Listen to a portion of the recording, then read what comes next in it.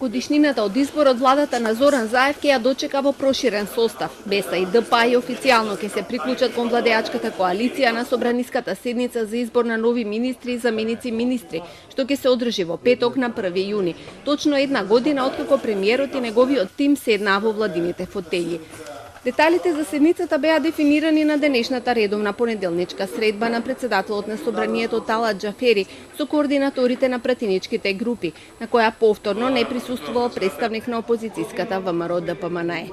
Првен ке се констатираат оставките на министрите што си поднесоа оставки. Тоа се министерот за култура одлична соработка со градско, министерот за правда Билен Сали и министерката за образование Рената Тренеска-Десковска.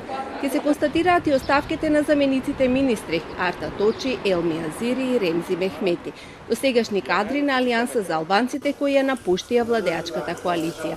Веднаш потоа ќе се бираат новите министри, меѓу кои повторно ќе биде и Десковска која заминува во правда.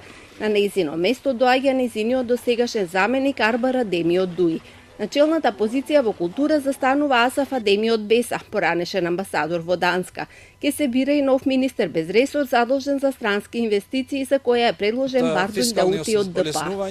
Втора точка е изборот на нови заменици министри. На оваа позиција во Министерството за транспорт и врски ке седне Сабдик Бекири, исто така кадар на ДПА.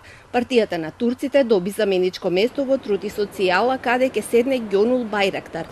СДСМ и ДУИ направија трампа и за заменик министерското место во здравство, каде на местото на Гоце Чакаровски доаѓа Аси Муса. Министерството за надворешни работи пак влегува поранешниот градоначалник Андре Жерновски. Заменичкото место во Министерството за образование ќе остане празно, се додека не биде избран новиот состав на ДИК. За оваа позиција предложен Петар Атанасов, пратеник од редовите на СДСМ, но не е на списокот затоа што првин ДИК ќе треба да го верификува изборот на пратеникот кој ќе стапи на негово место.